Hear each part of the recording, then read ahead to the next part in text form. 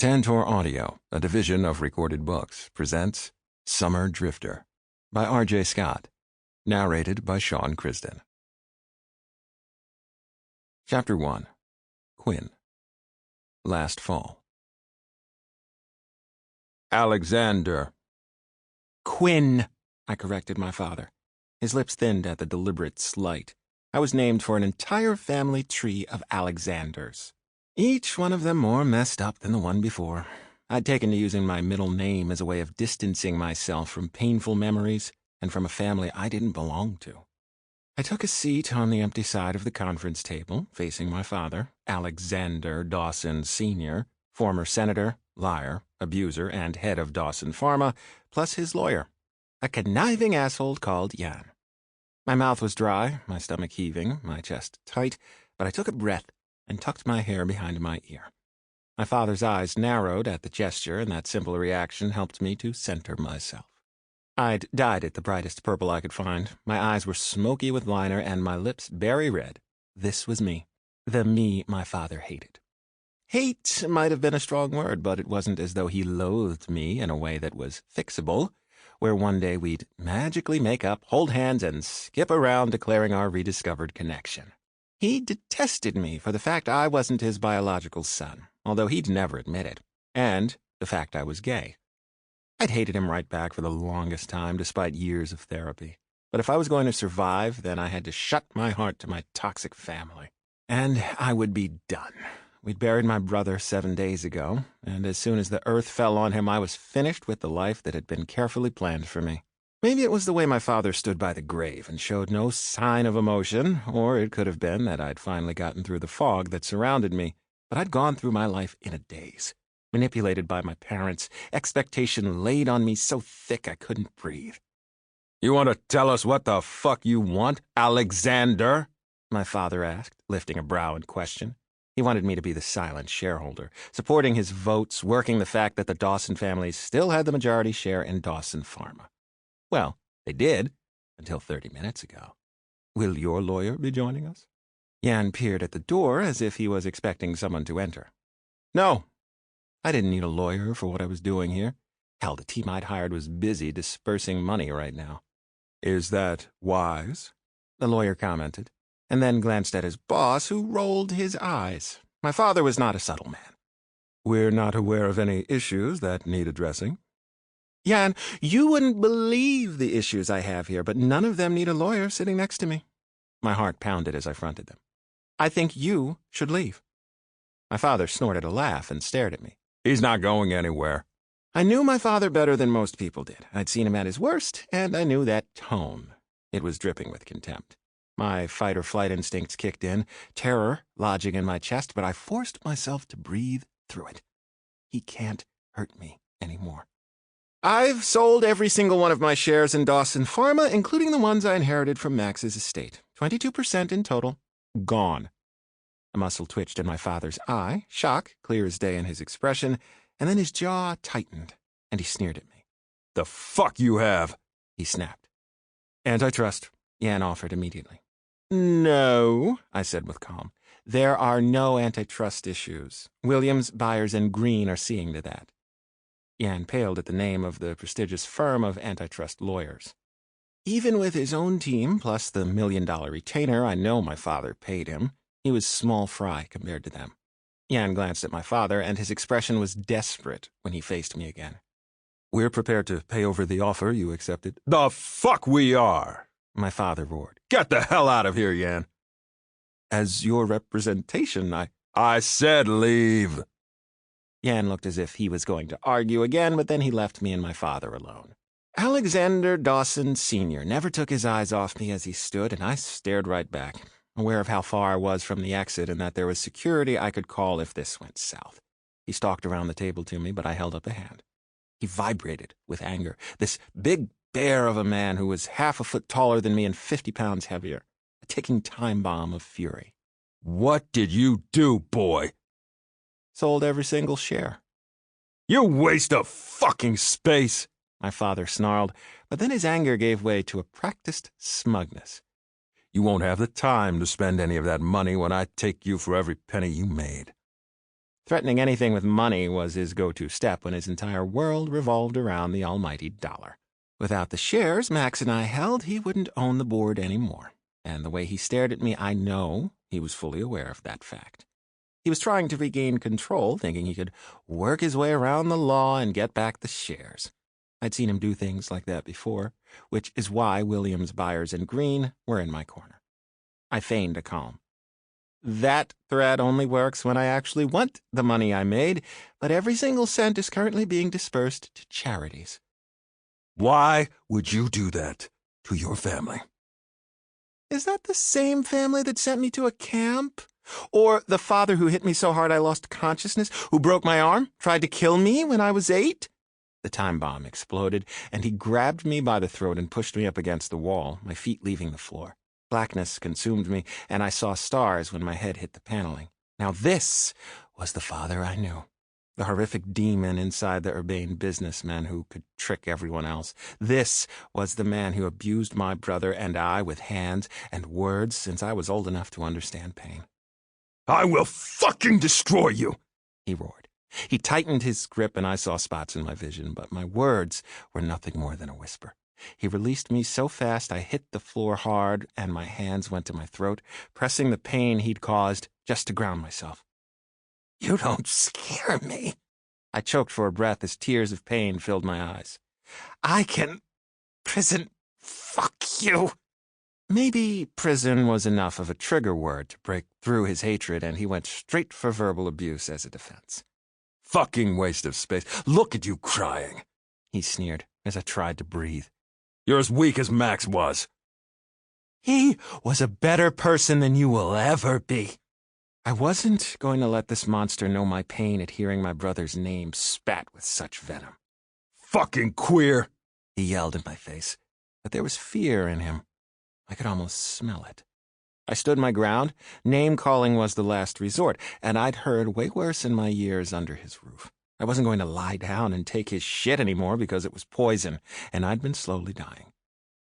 I have enough on you to put you inside for a very long time. Names, dates, pictures of what you did to me, evidence of the shit you've pulled.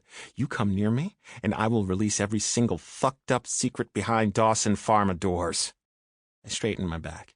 You little shit, you can't— We're done. I backed out of the door and stalked past my dad's bewildered PA, then headed to the rear exit and stepped out into the cool Boston fall. Even though my emotions crashed and burned, the tears still didn't fall. I caught a flash in my peripheral vision and winced, thinking the paparazzi had realized I would leave through the back entrance, but it was just the sun, glinting off the huge monstrosity that was the head office of Dawson Pharma. My fear of getting photographed or hurt was real, and I took random sidewalks to reach my car in the underground parking lot 3 blocks from the office before locking myself inside. Too many times the media had tracked me for something that my father had done, and I was finished with it all. I couldn't do it anymore. And the tears fell. I couldn't stop crying, gripping the wheel for support and letting years of pain and grief well up and roll down my face in burning tears. I wanted Max back with every beat of my desperately miserable heart, and I'd held hope for so long, thinking Max would come home. But he hadn't. My brother was dead, and the hope was gone. Everything was gone. A loud thump hit the window, and a man peered in. He wouldn't be able to see me through the tinted glass, but I hated that he was even near me. "Fuck you!" I shouted. I didn't recognize him, and fear knifed through me. I didn't know all the media vultures by sight, and I was alone in a dimly lit parking area, and this could be anyone out to hurt me because of my name or money. I'm here to help you, the man called, then knocked again. My name is Connor. Leave me the fuck alone! I started the engine and checked the mirrors to reverse, hoping to hell he moved out of the way so I didn't run him over. He slammed a photo on my windshield, then moved it just as quick. This is about Max. I reacted blindly to the photo and my brother's name, and with 911 ready on speed dial, I lowered the window a crack. I don't care what this asshole wanted to say about me, but if he planned on dragging my brother's name through the mud, then I was ready for a fight. Hell, if this stranger wanted an interview, then I'd give them one before running them the fuck over. Connor peered through the crack. Was he armed? He didn't seem to have a gun pointing at me or a camera. At this point, I didn't know which was worse. Alexander, please, I have something I need to show you. Then show me. I heard Connor muttering, saw him frown before he slid the photo through the small gap. It slithered to the floor, and I leaned over to pick it up, seeing writing on the back but ignoring it to check the photo. Part of me expected a blackmail image, but instead it was a simple photo of my big brother, Max. He was maybe 6 or 7 here, standing next to a horse, but I didn't recognize the shot and turned it over to see information. Lawrence Lennox, Lennox Ranch, Wyoming. It was dated only 2 years ago, which didn't make sense. "What do you want?" I asked, confusion making me frown. Can we please just talk? Connor asked from outside. He had his forehead against my window and he looked destroyed. My cousin, Natalie, was at the commune where your brother died. Please, let me in. He didn't seem to be threatening me. In fact, I thought he seemed close to tears, and I did the singularly most stupid thing I'd ever done. If he killed me, then whatever. It wasn't as if I cared about anything today. I released the locks, and the dark-haired man slipped inside, then shut the door. I locked us in again because I could handle one man, but if he had accomplices... Connor Mason, P.I. He introduced himself, and we shook hands. I don't know where to start, he murmured. I tucked my hair behind my ear, my hands shaky with adrenaline. How about you give me an executive overview? Your dad hired me to find Max. Shock gripped me. This was another one of my dad's lackeys? I unlocked the car and shoved at him. Get the fuck out! No. I connected to 911, but he reached over and pressed end call. For a second, we tussled, and then he slumped back in the seat. Actually, you know what? Call the cops because I've got nothing to hide. But you have. What? This wasn't making sense, but I hesitated to pull in the cops when he said I had something to hide. What did he mean? There are things I never told your dad. I don't work for him anymore. I want you to trust me. You have to trust me. I don't have to trust anyone. What do you want to say? He was relieved, but there was some hesitation in him, as if he was going to tell me the absolute worst of news and he didn't want to. After a pause, he exhaled noisily. I never told your dad what I found, even though he'd been the one to hire me. I had a bad feeling about him. He said he didn't want Max to come home, that I had to track Max down and tell him so. Why didn't that surprise me? Our father didn't want Max or me.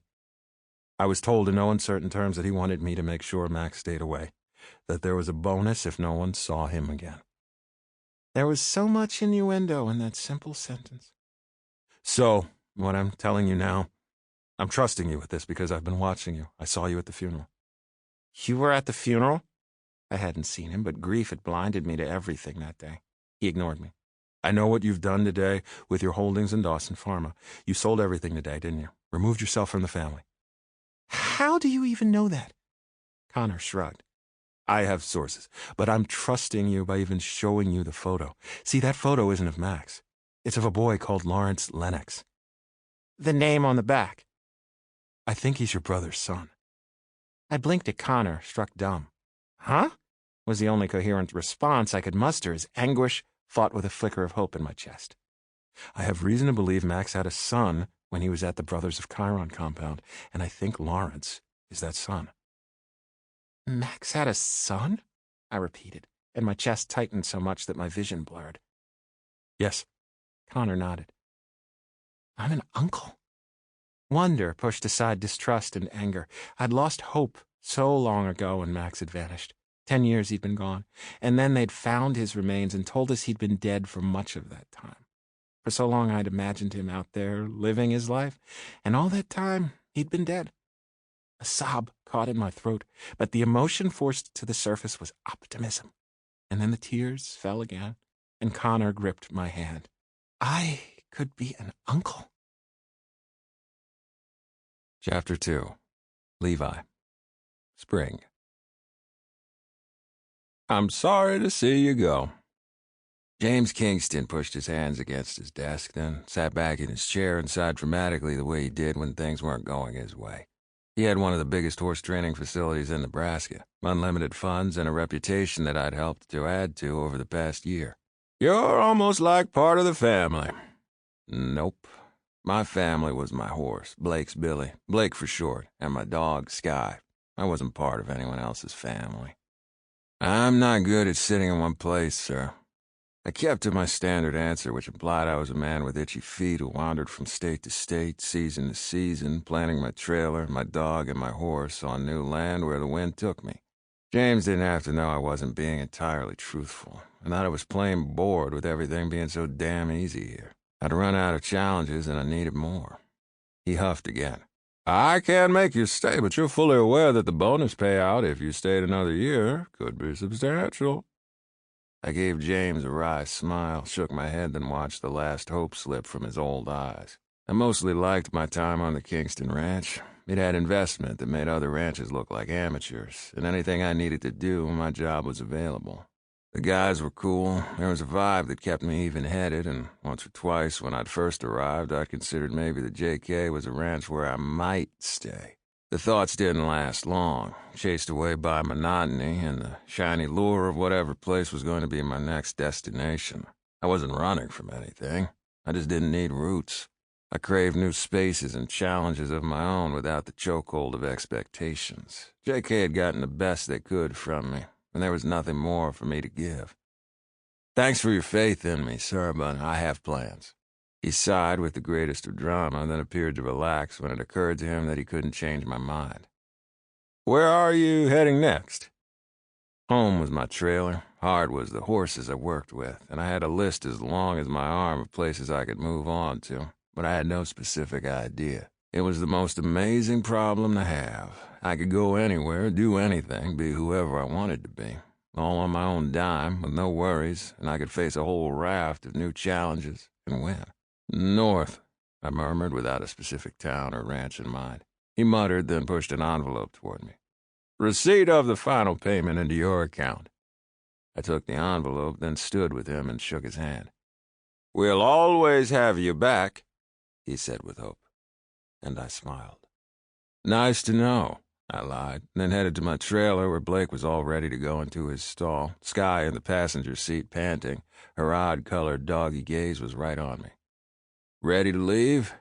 As if they both knew we were leaving for good, Skye barked, and Blake stomped in the back. Skye had never quite settled at the JK, not being allowed the freedom to roam other ranches had given her, and Blake had been aloof among the other horses stabled there, as if he was vastly superior, which, of course, he was. Blake was a special kind of horse, and Skye wasn't made for being locked up or tethered to a post. The three of us needed our freedom, and in a few short minutes the JK was in my rearview mirror as I headed to the gates along the ranch road. A truck was coming onto the property, and as it drew nearer to the drive, crossed into the middle of the road and blocked my way. I braked, pulled the rig to a stop, and turned off the engine. The fuck? A cowboy jumped out of the cab and was that Micah freaking Lennox? He should have been in the ass end of Wyoming, so what was he doing here? Mikey? Micah, asshole, he corrected me. Fuck, it's good to see you, Levi. You're blocking the damn road. I hooked my thumbs into my belt loops and fixed an angry glare at my old rival.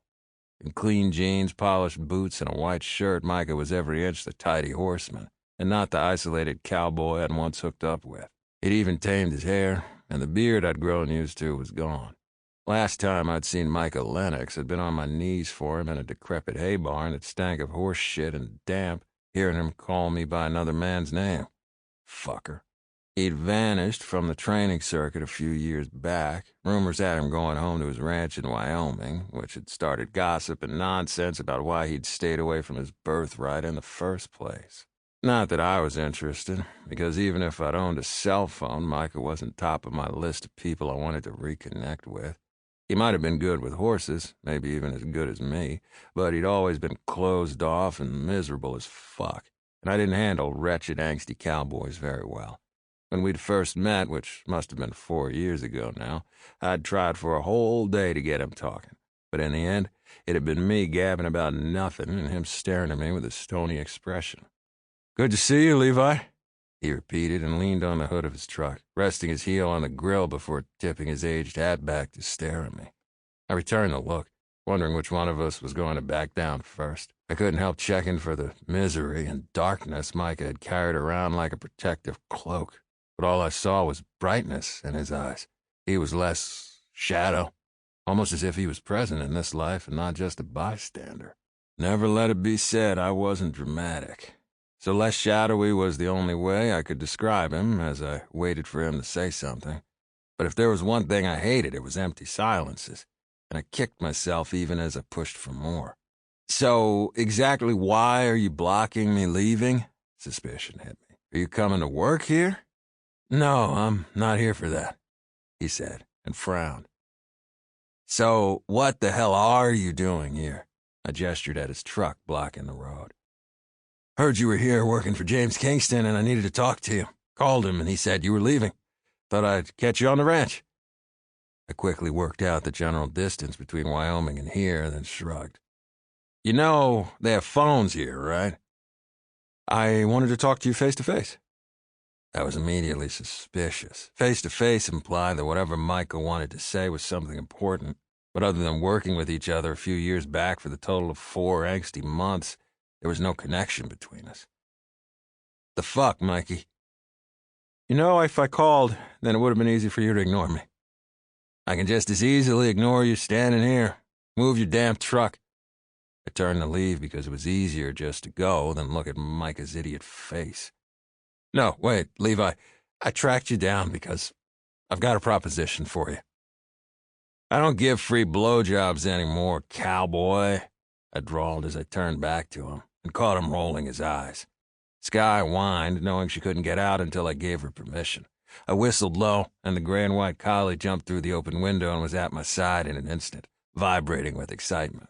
Sky loved messing with Micah, curling her lip and baring her teeth at him whenever he got near me. She really didn't like sharing me with anyone. Your blowjobs weren't good enough for me to hire you for that, Micah deadpanned. Wait, I clutched my chest in fake horror. Did the great Micah Lennox crack a joke?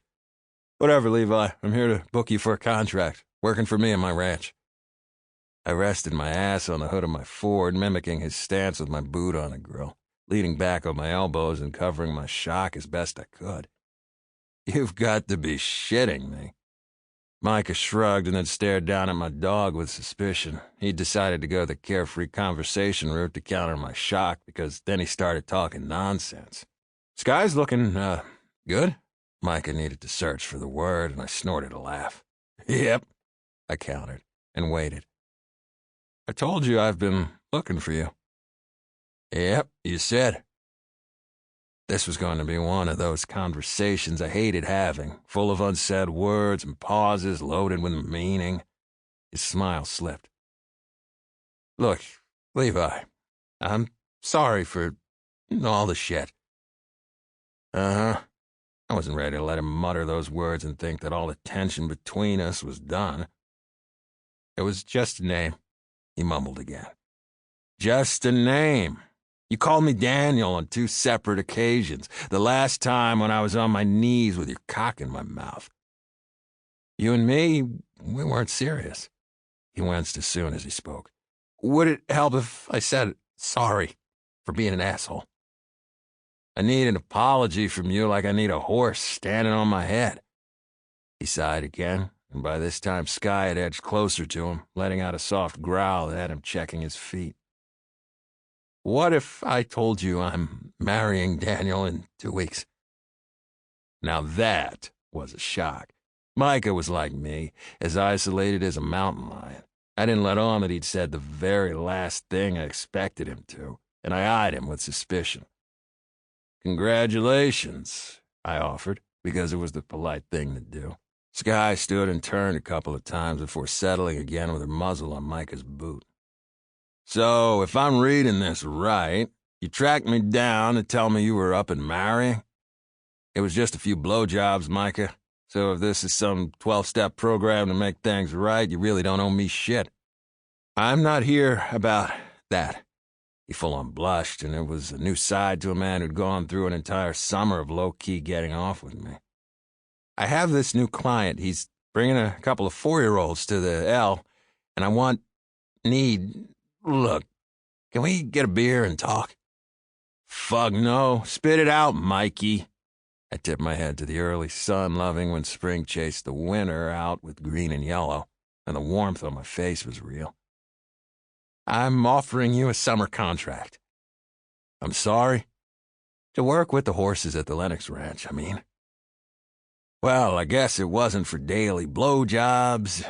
I snorted a laugh at the obvious joke, but the laughter subsided when I noticed his stare hadn't wavered and that he was dead serious.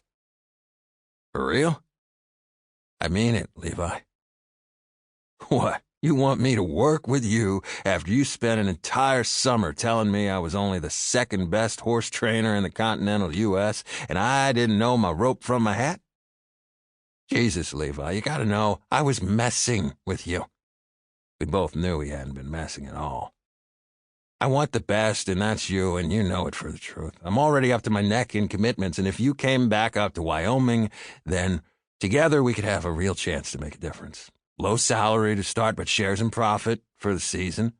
Land to pitch your trailer, a proper contract. No more, no less, because I know you hate that shit. Space for Blake. A temporary home for you and Sky. At the sound of her name, Sky stood, then glanced back at me before squatting and pissing awkwardly at the front left tire of Micah's truck. I wanted to laugh, but instead I enjoyed the horror on Micah's face. I have offers, I said. 3 in Montana that I could list off the top of my head, and as many way down in Texas. And none of them include seeing any part of you again. I deliberately stared right at his crotch because, sure as eggs were eggs, I could get Micah to react. Only he didn't go redder or get furious or push me to my knees. Instead, he winced and then stepped toward me, shoulders back. Listen, Levi, I had my reasons for being an asshole. I don't expect you to think I'm different now. He took his hat off and raked a hand through his hair until it stuck up. I reconnected with Daniel, and even though the reasons will never leave me, I'm working my way through everything that happened. If I promise to stay out of your way, does that make you feel any better inclined to working at the L? I stared at him for the longest time, searching for the lie in his eyes, but there was nothing I could see, and I sighed. It wouldn't hurt to hear him out. What have you got? I'm already working at capacity, and I'm scratching around and building this business from the ground up. And now 2 new horses out of the Evan Loner stables that I hadn't planned for with acres to manage, and I want the best cowboy in the continental U.S. to help me with the training side. I'll pay well, he added, and then winced again. Eventually, when it all works out, end of season. He reached over and handed me a card. I glanced at it to see the sapphire blue wording of Lennox Ranch and the names under it, Micah and Rachel Lennox. Rachel? I commented as I pocketed it. My sister. Micah has a sister. I was stuck on the fact that the horses were coming to Micah's ranch from the Evan Loner stables, which had turned out some fine horses. What line? I asked. Glimmer, Poco Bueno, Sunny, Cherry Blossom. Good horses. I guess. I tried to hide my excitement. The lines were exceptional, and the chance to get my hands on 2 high-caliber horses would be worth working with Micah. So, we probably need to talk about us. Micah's tone was 80% defiant and 20% stressed. What about us? I told Daniel, my fiancé, about everything we did. I don't have secrets from him. Okay, describe him, so that if he tracks me down with a shotgun, I know not to kill him first. Freaking how, wise guy. I'm not looking to hook up with you again. He looked uncomfortable. You have to know that Daniel and I both have our pasts, and we're together despite our mistakes. That short sentence was weighed down with emotion. You're calling me a mistake? Ouch. I clutched my chest in pretend shock, then smirked because I couldn't help teasing Micah as I'd done when he was grumpy and miserable 24/7. Micah ignored me. FYI, Daniel has soft brown hair that sometimes looks like there's red in it. Hazel eyes. He's a doctor. We're going to be married, and he's mine. Wait, was this a warning? Was I seriously being warned away from Micah's new husband? Then it hit me just how much love dripped from the description and yet more family shit. My smile remained, but inside I felt 100 kinds of weirded out. I'll let you know. I whistled for Sky, and we were back in the Ford in an instant, waiting for Micah to move his truck. I kind of hated that I was so intrigued by the change in Micah, and that I wanted to find out more. But Wyoming had been on my short list of places to see the sun this season, so what would it hurt? I'd made up my mind to take the offer even before I passed him, but I waited until 300 miles later at a stopover to call him from a beat. Sample complete. Ready to continue?